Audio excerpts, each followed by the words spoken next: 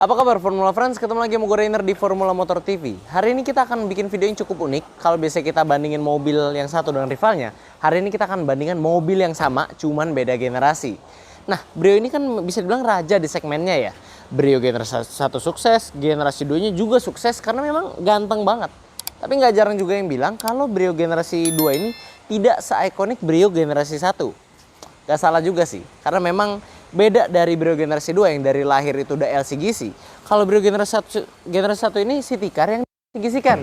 Lantas Brio yang mana yang memiliki rasa berkendara yang lebih asik? Apakah yang dari lahir udah LCGC atau yang asli city car? Mari kita coba.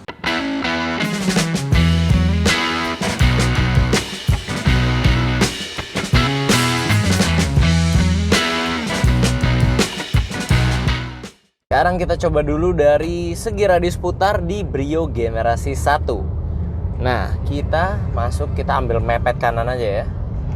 Ambil mepet kanan. Aduh, ada mobil parkir lagi di situ. Coba ya, maksimalin dulu putaran setirnya dan kita ajar. Aduh, kayaknya nggak dapet deh. Ya, bentar. Kayaknya nggak dapet deh. Dapet ya? Dapet ya? Dapet. Dapet. Oke, radius putarnya nggak ngerepotin ya. Sekarang kita pindah ke Brio generasi 2. Nah, kita berpindah ke Brio generasi 2 untuk menguji radius putarnya apakah dia lebih baik. Kita sama-sama mepet kanan. Mobil yang sama masih ada. Masih belum pergi-pergi. Berarti bagus ya. Berarti pengujiannya subjektif. Maksudnya sama gitu ya penilaiannya. Oke, kita masuk. Apakah dia lebih baik? Apakah sama? Wah, lebih baik ini. Ini lebih baik. Jauh lebih baik. Oke, mantap. Radius putarnya improvement ya ke generasi 2. Sekarang kita lihat kekedapan kabinnya. Pengujian kedua kita lanjut cek kekedapan kabinnya. Nah, ini kan yang Brio generasi 1 seperti yang gue bilang sebelumnya, ini aslinya city car murni, cuman dia dirubah jadi spec down ke LCGC. Apakah dia punya kekedapan kabin yang menopang kenyamanan lebih daripada generasi 2? Kita bandingkan aja angkanya langsung.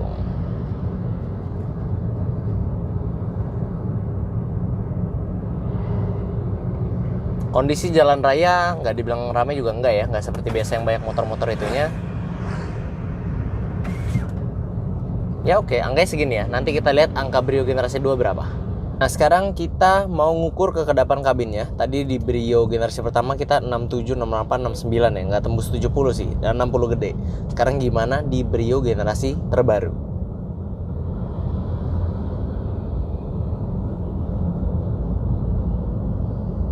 Kurang lebih sama ya ternyata ya, kurang lebih sama.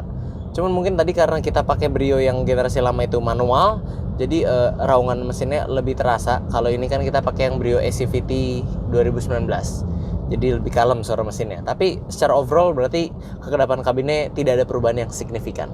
Nah, untuk posisi berkendara Brio ini sebenarnya cukup ergonomis untuk mobil di kelasnya ya. Tapi mungkin kalau boleh satu di note, mungkin joknya ini agak aneh karena sandarnya menyatu ya, jadi nggak bisa disetel lagi.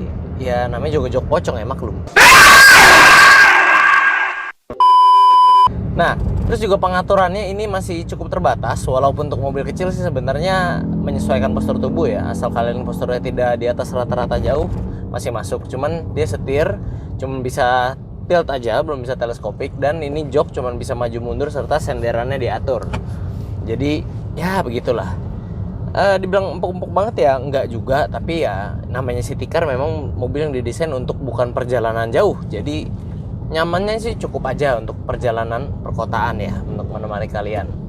Nah, kalau untuk masalah posisi berkendara kayaknya improvementnya ada di generasi 2 deh. Jadi langsung kita coba aja. Nah, ini yang menarik ya. Di bagian posisi berkendara, tadi kita coba kalau di Brio generasi pertama itu sebenarnya posisi berkendara agak aneh sedikit. Walaupun ya untuk city car oke, tapi agak aneh. Nah, itu dan memang ternyata Honda tahu ya. Mungkin ada keluhan juga, jadi di generasi kedua ini diperbaiki dan posisi berkendara lebih enak. Entah mungkin karena joknya juga lebih tinggi posisinya, jadi lebih nopang, dan bagian bawah sini lebih panjang, jadi lebih nopang bagian paha kita ya. Jadi lebih enak walaupun joknya masih sama-sama jok pocong. Pengaturannya juga sama, cuman maju mundur dan senderan aja. Setir pun sama, cuman bisa tilt aja, belum bisa teleskopik. Tapi ya setidaknya ini improvement yang terasa lah untuk berpindah generasi. Jadi posisi berkendara pun lebih nyaman, apalagi untuk perjalanan yang lebih jauh. Nah, sekarang poin pengujian ketiga itu ada di keempat ya. Ada di suspensi. Nah, kecepatan 40 kita hajar speed bump langganan kita. Keras ya. Keras. Jadi pelajarannya adalah kalau kalian mau pakai Brio jangan kenceng-kenceng nih. Kita pelanin di 20 aja. Nah, mendingan ini lebih enak. Jadi jangan kalian hajar, kayak kalau kalian makin hajar makin gak enak dan pengaruh ke kaki-kakinya juga. Jadi nggak bakal awet. Mobil ini sebenarnya tahan banting juga, dari yang kita pegang jarang masalah, cuman kalau agak kencang dikit aja dia nggak enak buat ngehajar speed bump atau jalanan yang bergelombang rusak gitu ya. Nah, kayaknya sih apakah di generasi kedua ini akan ada improvement? Sekarang kita coba aja. Nah, sekarang pengujian keempat yaitu suspensi. Kita hajar dulu di 40. Semoga nggak kayak Brio generasi 1. Oke, masih agak keras, tapi ini tetap better ya daripada Brio generasi 1 ya. Kita ambil kiri, kita pelanin dulu di 20. Oke, lebih enak. Lebih empuk. Kalau ini kayaknya berani deh, kita coba hajar kencengin aja. OTW 60, hajar. Oke. Enak. Ternyata selain posisi berkendara yang upgrade, suspensi juga improve. Ini lebih empuk ya, lebih nyaman untuk penggunaan sehari-hari. Mungkin kalau yang kayak Brio model generasi 1 itu lebih sporty mungkin ya di desainnya ya, memang seperti itu. Nah, kalau yang ini dia lebih empuk. Pengujian terakhir, kita masuk ke pengujian handling. Apakah mobil ini memiliki handling yang lebih baik daripada generasi penerusnya? Kita coba aja langsung. Kameramen siap? Siap. Jalanan kosong? Oke. Wah, cukup enak ya. Lagi. Hit. Body roll terasa minim, kameramen pun tergoyang-goyang. Tapi pengendaliannya cukup direct. Memang sih, kalau soal performa dan rasa berkendara, terutama handlingnya, Brio ini udah kalian gak perlu ragukan lagi, karena dimana-mana dipakai buat balap aja ini seru kalau kalian oprek-oprek gitu loh. Nah, standarnya ya memang udah enak, dari dasarnya aja udah enak, makanya diimprove lagi biar lebih enak lagi. Nah, apakah Brio generasi 2 lebih baik dari ini? Cukup ragu sih, tapi kita coba aja langsung. Sekarang kita masuk ke pengujian handling, karena tadi kita udah lihat handlingnya Brio generasi 1. Sekarang gimana handlingnya Brio generasi 2? Apakah dia bisa menandingi? Kita coba aja. Jalanan sudah kosong, kameramen siap. Kita hajar. Wah, bener berarti. Oke. Bener ya. Ini tadi ekstrim banget ya kita coba. Sebenarnya kalau santuy aja bisa sih, tapi udah berasa juga kok. Handlingnya tidak lebih baik daripada Brio generasi 1. Dia body rollnya lebih terasa. Kalau Brio generasi 1 juga lebih direct pengendaliannya. Kalau yang ini dia lebih ada delay sedikit. Nah, jadi memang berasa ya. Dari suspensi Brio generasi 1 yang lebih keras, hasilnya positifnya ya handlingnya lebih enak, lebih fun to drive, lebih asik kalau kita bermanuver. Tapi kalau dari Brio generasi 2 yang suspensinya lebih empuk, kalau ditranslate ke handlingnya itu tidak sebagus Brio generasi pertama, atau tidak lebih fun lah gitu bahasanya. Oke, jadi itulah hasil perbandingan 2 generasi Brio di Formula Motor TV. Menurut kami Brio ini menang di suspensi, tapi handlingnya tidak lebih baik daripada Brio generasi 1.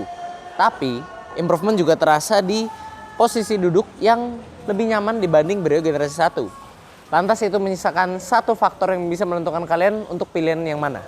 Mungkin modelnya ya. Kalau model sih ya, kalau kalian mau pilih ikonik ya lebih ikonik Brio generasi 1. Tapi kalau memang lebih segar ya bisa jadi Brio generasi 2. Tabal lagi, kalau namanya model itu selera, yang pasti belinya di Formula Motor. Nah, buat kalian yang tertarik untuk kenal, kalian bisa langsung menghubungi tim sales Instagramnya ada di sini, atau juga ke Instagram kami di @formula_motor.